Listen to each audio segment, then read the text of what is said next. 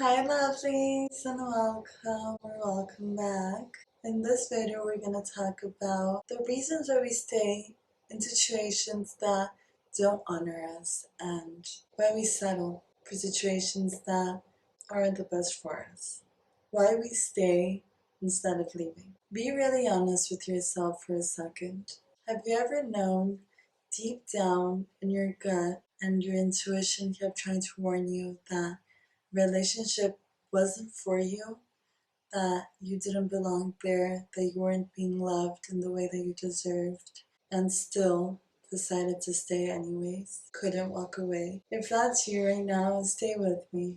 You're not crazy, you're not weak, and you're definitely not alone. Today we're going to unpack why we stay in relationships that are not meant for us and how to finally set ourselves free. This isn't a video to shame you or your past. This is a safe space. I've stayed in connections that were draining my soul, convincing myself that it was love when really it was fear, patterns, and unhealed wounds. By the end of this video, hopefully you'll understand the hidden psychological reasons behind why we stay, the spiritual lessons underneath these patterns, and have some gentle questions to ask yourself about the situation that you're currently in or have been in. Ask yourself profoundly if it's time to go.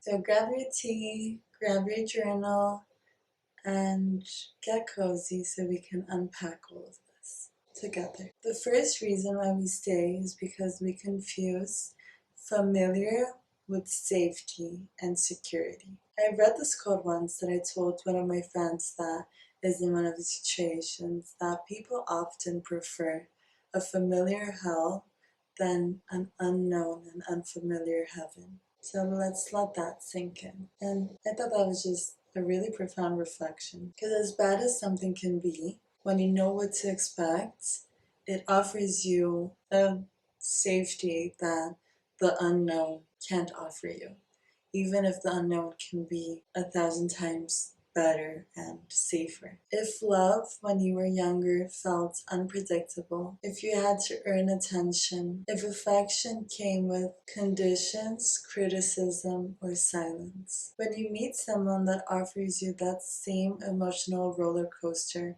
something in you goes, oh, this feels familiar. This feels like home. It's not that you like toxicity, it's that your inner child thinks that this is what love is and how it's supposed to feel like. Pause and ask yourself, do I feel chemistry with people that are a little bit distanced or chaotic? Do calm, steady people feel boring to me? That boredom might just feel like peace. It might just be peace. But it's a peace that we might not be used to.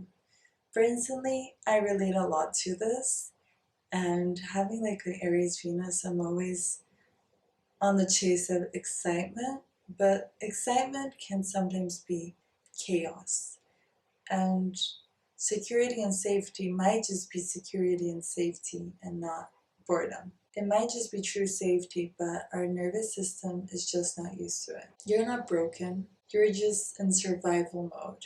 And you're wired to what you had to survive. And the good thing is that wiring can be rewritten. Another factor that plays into the situation is the fear of loneliness and the fear of the unknown.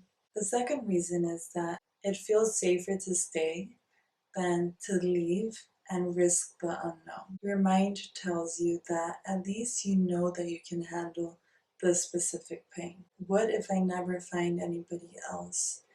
Or this is the best that it can get for me. Maybe they'll change. Maybe they'll go back to being how they were when we fell in love.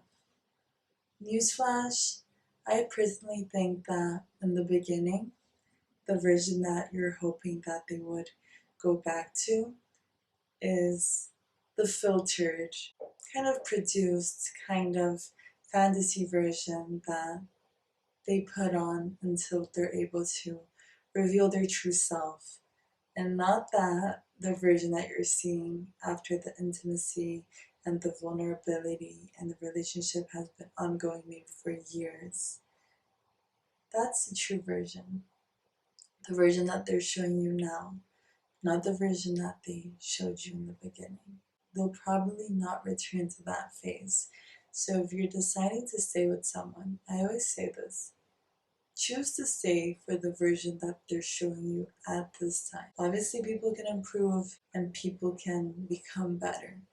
But if their current version is causing you immense suffering, pain, and is even traumatic to your psyche, choose to stay if you think that is worth it. Because you can't count on the fact that they won't keep being this person. So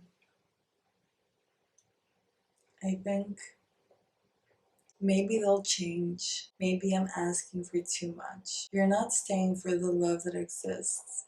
You're staying for the love that you're hoping for. Gently ask yourself, if nothing ever changed with this relationship, would I be at peace? Would I be happy? Would I be safe and cared for? Am I in love with them or their potential? Being alone can be terrifying at first, but being disconnected from yourself inside a relationship is a much deeper and scarier loneliness. The next thing is the idea that you've invested too much time, too much money, too much effort, and now it's better for you to make it work than to have wasted all of that. You think, we've been together for years, we've been through so much, I can't just throw that all away. You're not just leaving a person, you're leaving the story that you've built inside of your head, the future you imagined, the version of them you believed they would become. But time invested does not equal happiness owed.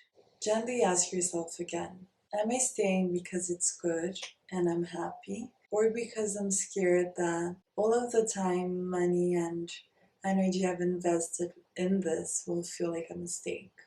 If I met them today as a stranger, exactly as they are right now, would I pick them? Would I choose them? Would I fall in love with them? Would I admire them? Sometimes the most loving and mature thing that you can do is let the love story come to an end. And just enough love. When you don't fully believe that you deserve consistent, healthy love, you accept almost. They're sweet sometimes. They apologize sometimes. They show up when it's convenient. Those tiny good moments become your proof that it's worth staying. Your brain gets addicted to the highs and the lows and the roller coaster of emotions that they take you on. But that's not love, that's survival. So gently ask yourself for the last time, if my best friend, my sister, or my mom, my grandma even, the closest woman to you, was treated the way I'm being treated, what would I tell them to do? What does the version of me who fully loves herself tolerate? And what does she walk away from? Would she stay or would she leave?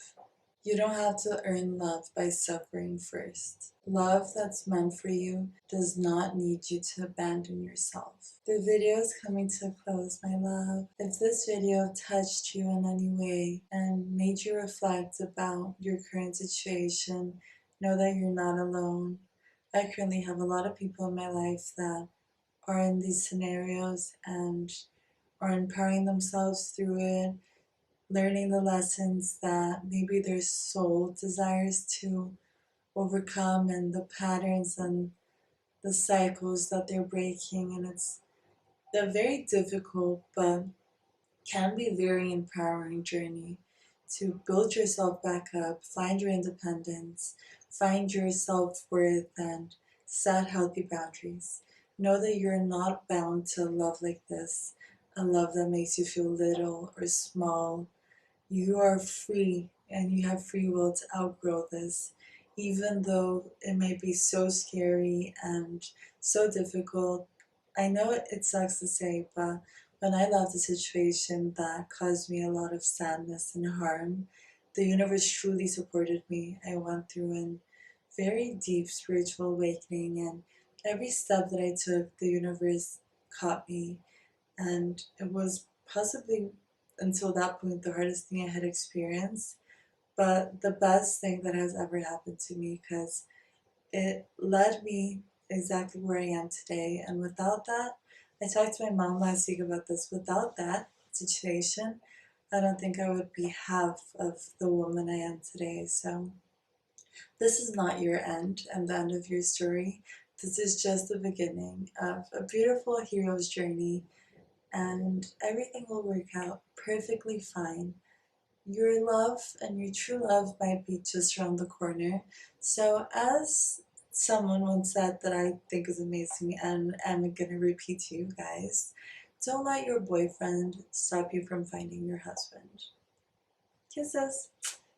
Bye. Stay safe and fabulous always. If you enjoyed this and this kind of content, don't forget to subscribe and stick around. I'm posting a lot of these reflective videos about a lot of topics that involve relationship and female energies and all of these things. So I would love to see you very soon in my next videos. Let's finish the video with some affirmations. Repeat after me or repeat mentally. Today I choose me. I am worthy of a divine, healthy, and stable love. I love feeling safe and secure in my relationship, and I'm attracting a relationship that makes me feel safe, secure, loved, and admired. Bye.